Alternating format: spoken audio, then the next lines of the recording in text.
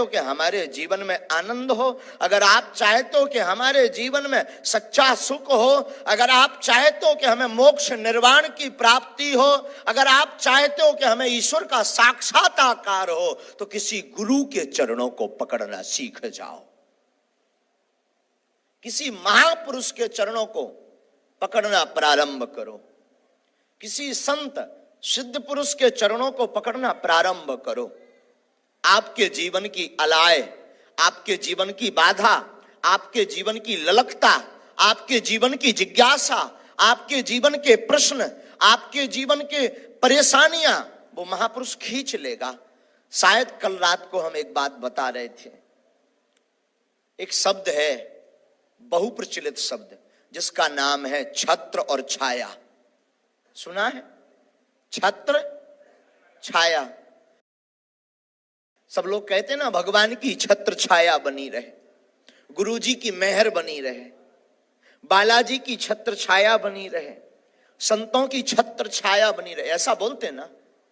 ये शब्द का अर्थ है जानते हैं? छत्र माने होता छाता, अंग्रेजी में जैसे कहते हैं अम्ब्रेला, छाता।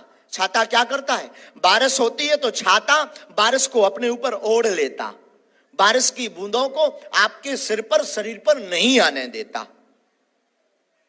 उसी प्रकार आपके जीवन में किसी गुरु, किसी संत, किसी महापुरुष का छत्र बरद हस्त अगर हो जाए तो संकटों की बारिश आपके जीवन में कुछ नहीं बिगाड़ सकती, कष्ट आपका कुछ भी नहीं बिगाड़ सकते, पीड़ा आपका कुछ भी नहीं बिगाड़ सकती, रोग आपका कुछ भी नहीं बिगाड़ सकते, परेशानी आपका कुछ भी नहीं बिगाड़ सकती। लेकिन ध्यान रखना, एक ही साध हैं सब सद हैं, सब साध हैं सब जाएं।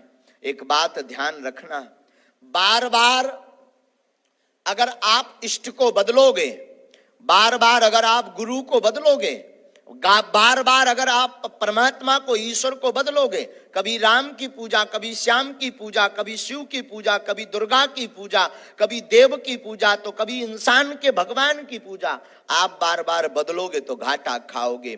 गुरु, इष्ट और मात पिता एक होने चाहिए।